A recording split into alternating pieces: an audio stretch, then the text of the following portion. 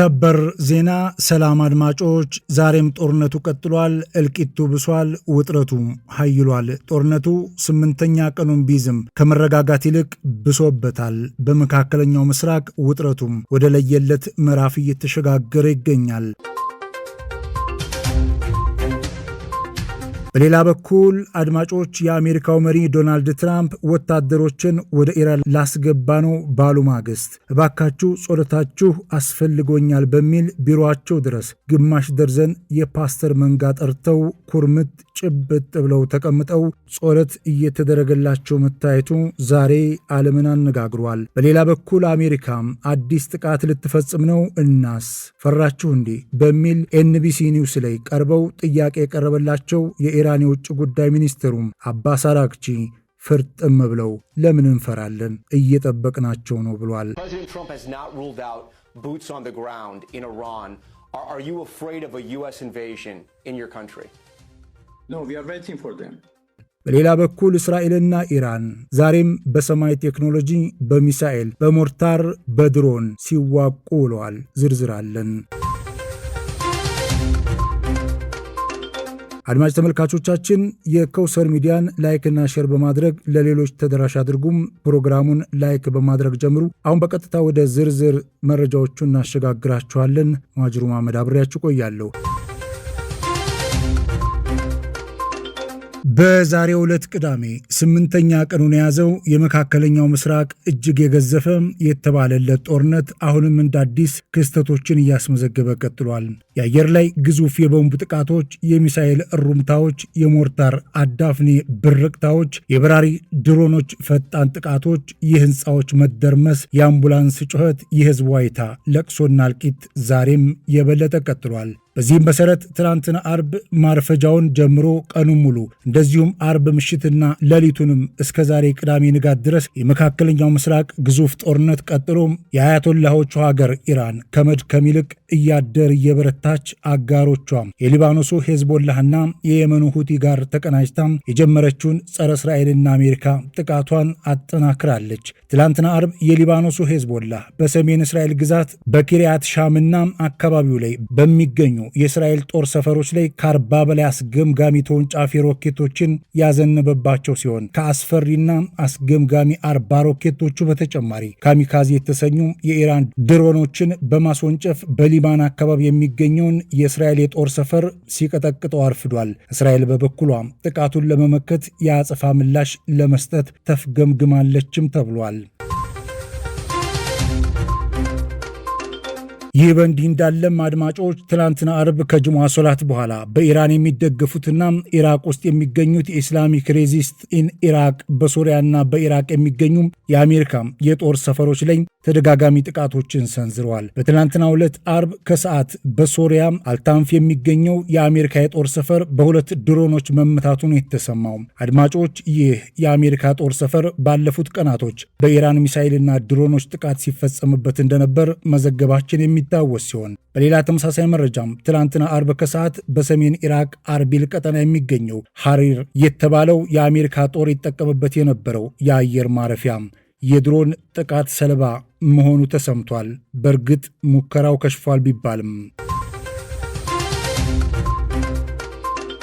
የኢራን አጋር የሆኑትና በተለይም በቀይ ባህር አካባቢ በተደጋጋሚ ጸረ አሜሪካና ጸረ እስራኤል በርካታ ጥቃቶችን ከመፈጸም አልፈው ወደ እስራኤል ግዛት ጭምር ሮኬትና ሚሳኤሎችን እየተኮሱ የከረሙት የሁቲ ታጣቂዎች በትናንትናው ዕለት አርብ ምሽትና ሌሊቱን በቀይ ባህር አካባቢ በሚገኙ የአሜሪካ ማዕከላዊ የጦር እዝ መርከቦች ላይ በባላስቲክ ሚሳኤል ጥቃት እየፈጸሙ ሲሆን በኤደን ባህረ ሰላጤ ላይ ይጓዝ የነበረም ከእስራኤል ጋር ግንኙነት አለው የተባለ መርከብ የድሮን ጥቃታቸው ሰለባም ሆኗል።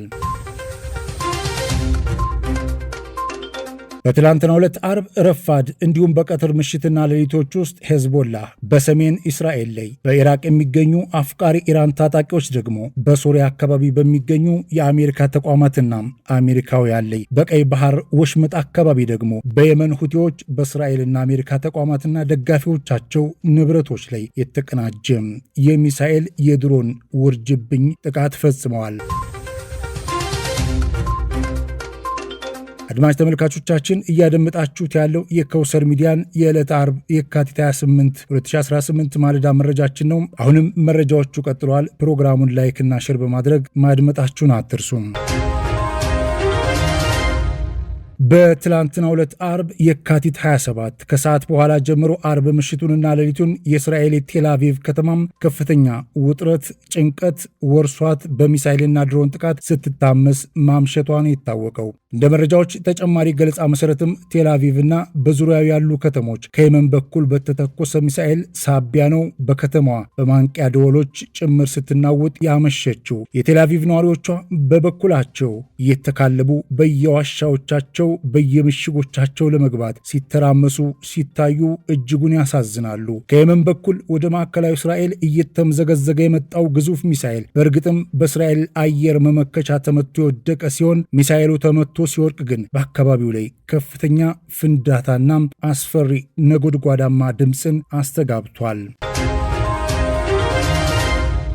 ይህ በእንዲህ እንዳለም አድማጮች እስራኤል በደቡባዊ ጫፏ በኩል የምትገኘውና የእስራኤል የቀይ ባህር በር ሆና የምታገለግለው የኤይላት ከተማ ትላንት አርብ ምሽቱን የጥቃት ኢላማ ሆና አምሽታለች። መገኛቸውን ኢራቅ ውስጥ የሆኑና አፍቃሪ ኢራን የሆኑት ታጣቂዎች የካሚካዝ ድሮኖችን ወደ ወደብ ከተማዋ በመተኮስ መጠነ ሰፊ ጥቃት የከፈቱ ሲሆን እስራኤል በበኩሏ ጥቃቶቹን መከትኩ ይብላለች። በትላንትናው ዕለት አርብ ከጅሙዓ ስግደት በኋላም በዌስት ባንክ የተለያዩ አካባቢዎች ላይ መጠነ ሰፊ ጸረ እስራኤል ተቃውሞ ቀሰቀሰ ሲሆን እስከ መታኮስ እየደረሰም እንደነበር ነው መረጃዎች አመላከቱት። በዌስት ባንክ ጀኒንና ቱልካርም አካባቢ ላይ በእስራኤል ወታደራዊ ፍተሻ ጣቢያዎች ላይ የታጠቁ ኃይሎች ድንገት የተኩስ ከፍተው አካባቢውን አናውጠውት ነበር ብለዋል መረጃዎች። የደረሰው የጉዳት መጠን በውል ባይታወቅም አካባቢውን ግን ለከፍተኛ ውጥረት ዳርገውት እንደነበር ነው ተጨምሮ የታወቀው።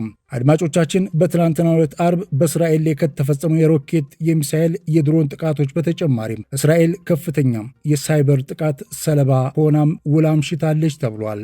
የእስራኤል መንግስት ተቋማት የድረገጽ ክፍሎችና የሀገሪቱ የኤሌክትሪክ አቅርቦት መቆጣጠሪያዎች በተፈጸመባቸው የሳይበር ጥቃት አርብ ከሰዓትና ምሽት ሌሊቱን በተለያዩ የእስራኤል አካባቢዎች የኢንተርኔት መቆራረጥ አጋጥሞም ነበር። በትናንትናው ዕለት አርብ ረፋዱን ጀምሮ ቀኑን ሙሉ ምሽትና ሌሊቱን ጨምሮ እስራኤል ከሰሜን አቅጣጫ በሄዝቦላህ ጥቃት፣ በደቡብ በኩል በየመን ሁቲዎች ጥቃት፣ በምስራቅ በኩል በኢራቅ የሚገኙ ኢራን ደጋፊ ታጣቂዎች ጥቃት እንዲሁም ከመሃልና በምዕራብ አቅጣጫ በኢራን ቀጥተኛ የሚሳኤል ድሮንና የሮኬት የተቀናጀ ጥቃት እጅጉን ተሰንጋ ተጨንቃ በከፍተኛ ፍንዳታና ነውጥ ለማለፍ ተገዳለች እስራኤል። በአሜሪካና እስራኤል የተቀናጀ ጥቃት ሳቢያ ቁልፍ መሪዎቿን በሞት ያጣችውና እስከዛሬም ድረስ በተከታታይ ያለማቋረጥ ከባድ ግዙፍ ጥቃቶችን እያስተናገደች የምትገኘው ኢራን በጥቃቱ ከመፈራረስ ይልቅና በቁልፍ መሪዎቿ መገደል ሳቢያም አሜሪካና እስራኤል እንዳሰቡት የዓለም ሕዝብም ከእንግዲህስ ኢራን አበቃላት ብሎ እንደገመተው ሳይሆን እንደውም ምንም አይነት ጥቃት የደረሰባት ሳይመስላት የጀመረችውን የበቀል እርምጃም ዛሬም ድረስ በብቃት እየፈጸመች መገኘቷም በእርግጥም ዓለምን ጉድ እያሰኘ ነው።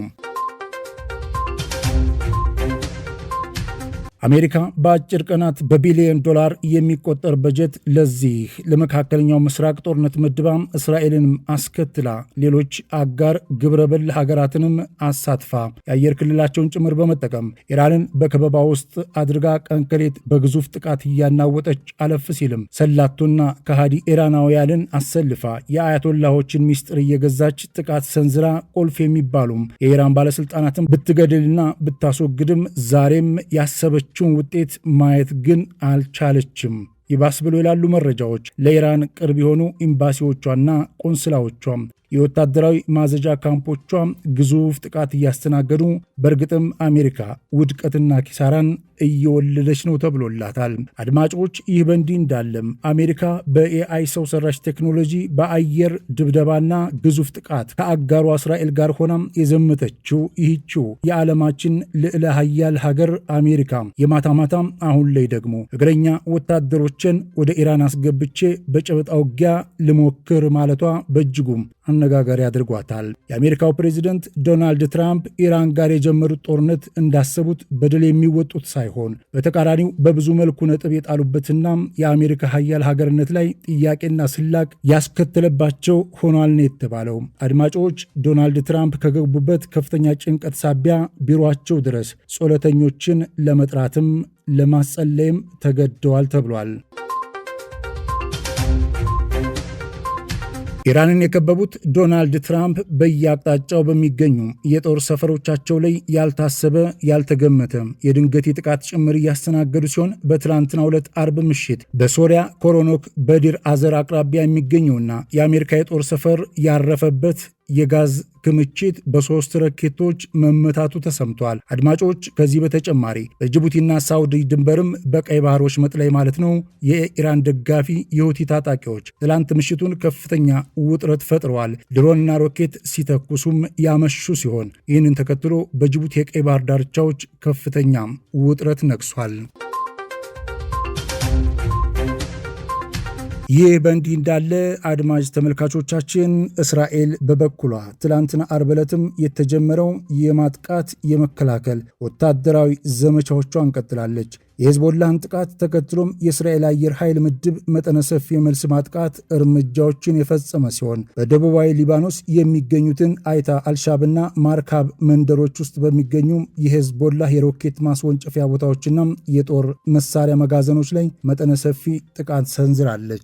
እስራኤል በፈጸመችው በዚሁ የደቡባዊ ሊባኖስ ጥቃቷም የጦር መጋዘኖችን ከማውደሟ በተጨማሪ 2 ቁልፍ የሄዝቦላህ የጦር አባላትን መግደሏን አስታውቃለች። ይህ በእንዲህ እንዳለም በትላንትናው ዕለት አርብ ከሰዓት በኋላ ከቀኑ 9 ሰዓት እስከ ቀኑ 11 ሰዓት በኢትዮጵያ ሰዓት አቆጣጠር ነው አድማጮች፣ ለተከታታይ 3 ሰዓት በፈጸመችው የመልሶ ማጥቃት ዘመቻ በተለይም በሶሪያ የሚገኙ የኢራን የጦር መሳሪያ አቅርቦት መስመሮችን የደበደበች ሲሆን በደማስቆ አቅራቢያ በሚገኘው የደማስቆ ዓለም አቀፍ አውሮፕላን ማረፊያ አጠገብ የሚገኘው የኢራን የሚሳኤል ማከማቻ ላይም እንዲሁም በደቡባዊ ሶሪያ የሚገኙ የመረጃ ማሳለጫ ራዳሮችን በጦር ጀቶቿም አጥቅታቸዋለች። እስራኤል በትናንትናው ዕለት አርብ ምሽትና ሌሊት የመልሶ ማጥቃት እርምጃዋን በሊባኖሷ በአልቤክ አካባቢ የሚገኘው የሂዝቦላህ የድሮን ማምረቻ ተቋምን እንደዚሁም በየመን በኩል የሁቲ የቀይ ባህር ዳርቻም የወታደራዊ ክትትል ጣቢያዎችን በተቀናጀ የድሮን ጥቃቷ አጥቅታቸዋለች። እንደ መረጃ ምንጮች ተጨማሪ ገለጻ መሰረትም እስራኤል በትናንትናው ዕለት አርብ ሌሊቱን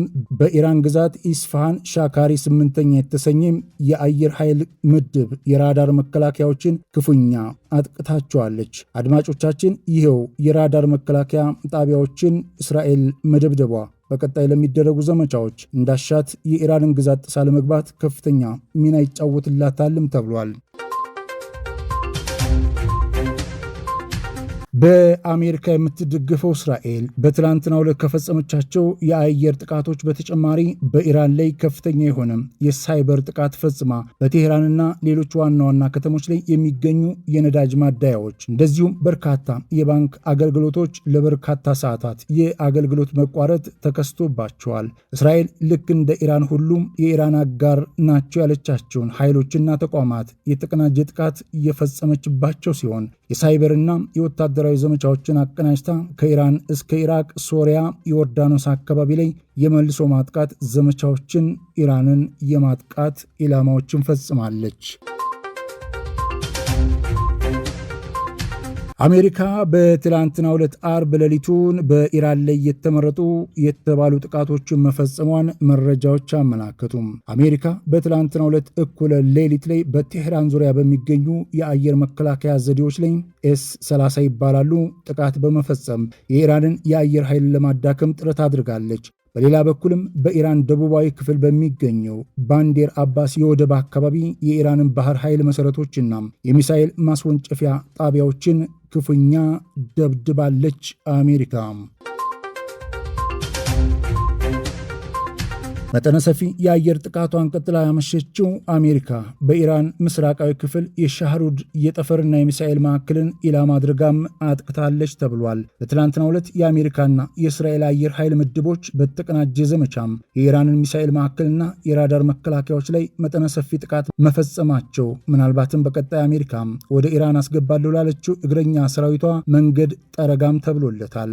አድማጮች፣ አሜሪካ እግረኛ ወታደሮቿን ወደ ኢራን አስገባለሁ ማለቷን ተከትሎም አያቶላሆቹ ዌልካም አሜሪካ በጣም ስንጠብቀው የነበረው ዘመቻ ነው። በእርግጥም አሜሪካ እግረኛ ወታደሮቿን ወደ ኢራን ምድር ካስገባች በታሪኳ ያላየችው እልቂትና ኪሳራን ታስመዘግባለች የሚል ምላሽ መስጠታቸውን ተከትሎም ለዓለም ሕዝብ ጉዳዩ እጅግ አስፈሪና አሳሳቢ ሆኖበታል ነው።